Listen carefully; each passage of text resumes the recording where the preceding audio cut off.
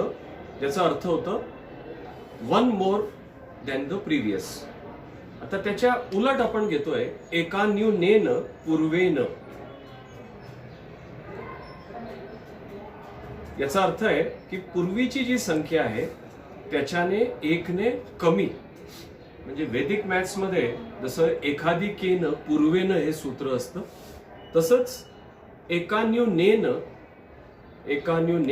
पूर्वेन म्हणजे याचं simple meaning आहे one less than the previous.